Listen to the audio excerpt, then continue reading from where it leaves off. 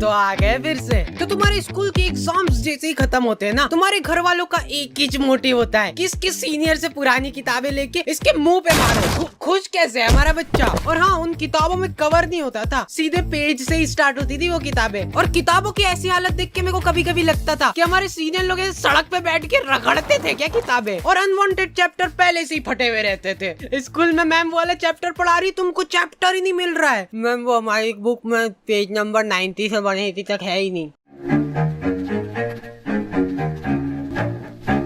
Anyways, गर्मी की छुट्टियाँ। तो गर्मी की छुट्टियाँ पढ़ते से हम लोगों ने असेंबल करा हमारा ग्रुप, दाल बाटी युवा मंडल। हाँ, हमको भी हमारे ग्रुप का नाम शुरुआत में थोड़ा ऐसा अजीब लग रहा था, कुछ ऐसे किसी चीज की कमी लग रही थी, तो फिर हमने दाल बाटी प्लस रायता युवा मंडल रख दिया। और हाँ, मेरे को आज तक ये बात समझ नहीं आई कि स्कूल वाले अप्रैल में स्कूल लगा के क्या कर रहे हैं। टीचर लोग तुमको एक एक चैप्टर पढ़ा देंगे अप्रैल में, और फिर जब तुम भूले भटके 2 महीने की गर्मी की छुट्टियों के बाद स्कूल आओगे। बेटा, अप्रैल में पूरा कोर्स निपटा दिया था अपन ने, आंखों आंखों में बटिंग बटिंग करके चैप्टर निपटाते, याद नहीं क्या तुमको? कब?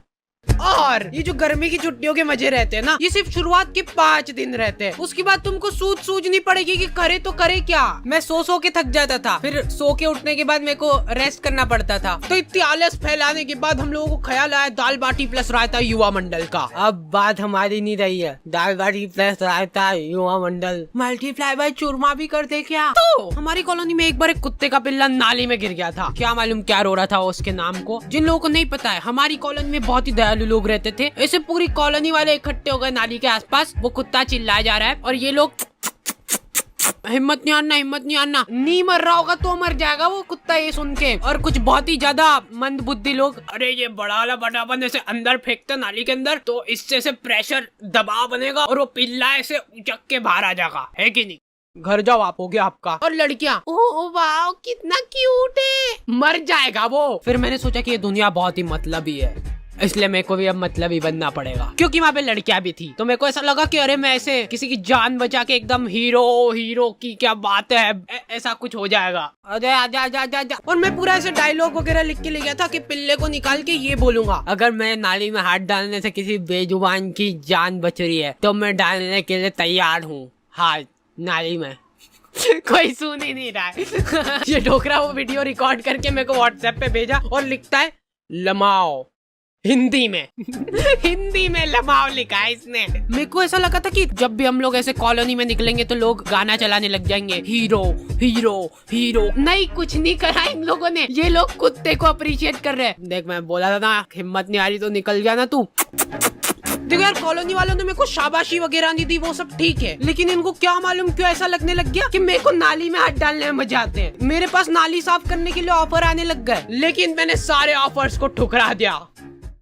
फिर हम लोगों ने रोज शाम को क्रिकेट खेलना चालू करा, साइकिल का स्टंप लगा के। लेकिन हम लोग जैसे ही खेलना चालू करते थे ना, ये डोकरा 1 किलो तंबाकू की थैली लेके आता था और इसके घर का गेट खोल के वहीं पे सामने फंसर के बैठ जाता था। और इस डोकरे के आसपास भी बॉल चल जाती थी ना, तो ये हमारी बॉल लेके घर में भाग जाता था। अब इस डोकरे के पास ऐसे बॉल तनतनाते हुए जा रही है और ये डोकरा आजा, गले मिलना है क्या तुमको बॉल से? ये क्या है, नहीं क्या पोज है? वो प्लास्टिक की बॉल ऐसे चट करके चिड़ी ना।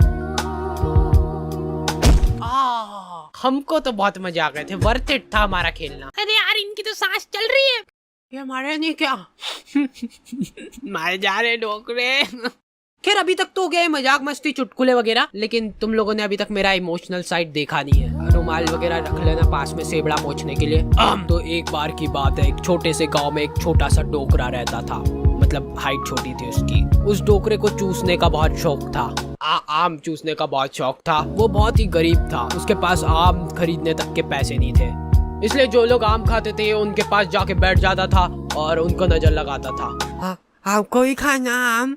2 मिनट चट निकल जैसे, आम चाहिए इनको। तो वो डोकरे को कभी आम तो नसीब नहीं हुआ, लेकिन वो डोकरा हमेशा आम की गुठलियां समेटा करता था। 1-2 बार तो फालतू में ही लोगों ने उसको कूट दिया, ऐसे ही मजा आते थे लोगों को। फिर धीरे धीरे टाइम गुजरता गया और अचानक एक दिन वो डोकरा मर गया।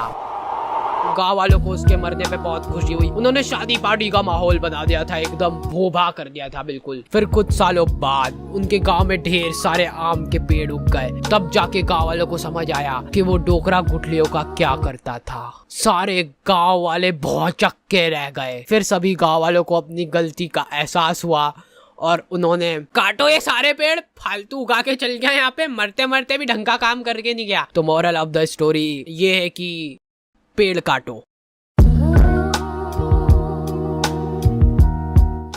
हम लोगों ने सोचा कि फिजिकली तो ठीक है, पर ऐसे मेंटली भी ग्रो करना पड़ेगा अपने आप को। तो हम लोगों ने मेरी अच्छी बढ़िया रिमोट कंट्रोल कार थी, उसको तोड़ के उसकी मोटर निकाली और मैं बोल रहा था अपन में बहुत पोटेंशियल है, पर अपने को मालूम नहीं अपने दिमाग की सीमाएं।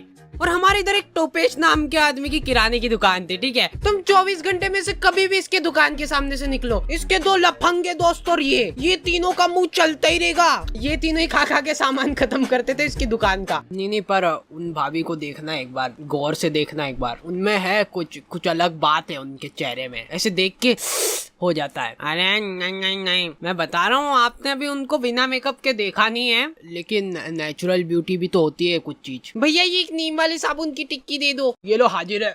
भैया ये तो एक्सपायर्ड हो चुका है, देखो। अरे दीदी ये कंपनी वालों से मिसप्रिंट हो गई होगी, बाकी हमको मालूम है ना अभी नहीं हुआ एक्सपायर। ये लो खुश। नहीं भैया रहने दो। अब ये तीनों अपना पॉइंट प्रूव करने के लिए टंकी के नीचे नहा के बता रहे हैं। देखो दीदी ये झाग बन रहा है बढ़िया। देखो कुछ हो रहा है क्या? हमको कुछ नहीं हो रहा ना। लो ले जाओ, मैं कह रहा हूँ। लो अब ले जाओ, ये वाले एक ही था हमारे पास, बाकी के सारे साबुन ये दोनों खा गए।